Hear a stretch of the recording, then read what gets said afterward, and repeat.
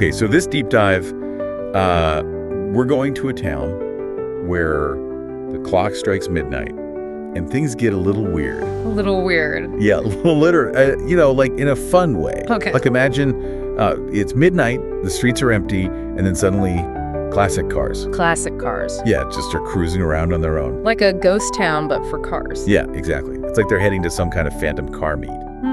Interesting. And the star of this spectral cruise night is this faded Volkswagen Beetle that everyone calls Blue Breeze, or sometimes the Night Rider. Oh, I see. So it's not just any car. It's this specific car. Right, it's like this local legend. Like Bigfoot, but for Beetles. Uh-huh, yeah, kinda.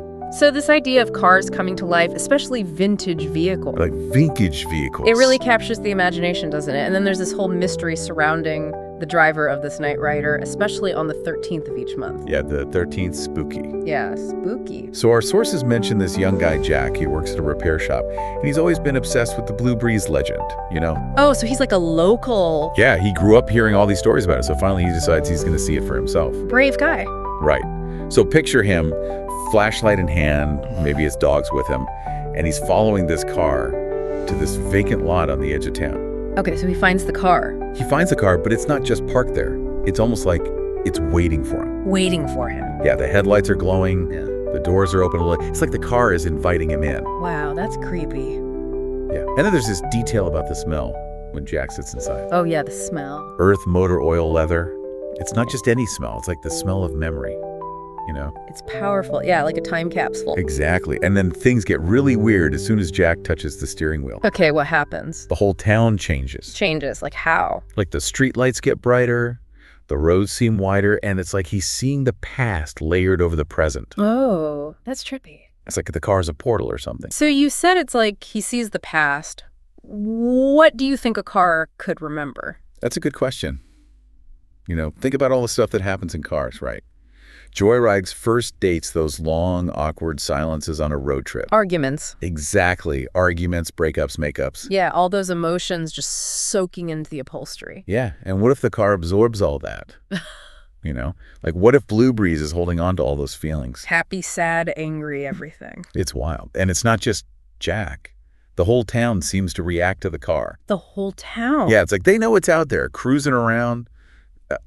Our sources say people dim their lights as Blue Breeze passes by. Like a sign of respect? Maybe. Or maybe a little fear, you know?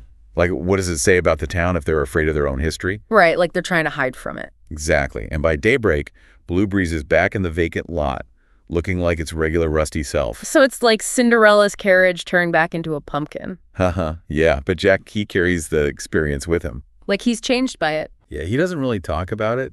But, you know, he's out there every month on the 13th experiencing that whole thing again. Wow. What would you do if you could experience something like that?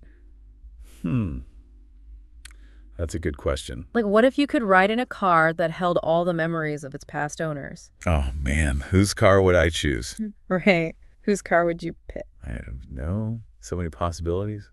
But it makes you think about how our lives are connected to the things we own. Like objects holding memories. Yeah. Like, what if every object had a story to tell? We'd be surrounded by ghosts. That's kind of beautiful, though, isn't it? This idea that the past is all around us if we just know how to look for it. Yeah. And maybe a little scary, too. Definitely scary. But it's like this story with Blue Breeze. It's not just about cool cars and spooky stuff. Right. It's deeper than that. It makes us think about how we relate to the past. You know, like, what do we do with all these memories? How do we honor them without letting them control us? Exactly. It's like a balancing act, and it's something we all have to figure out for ourselves.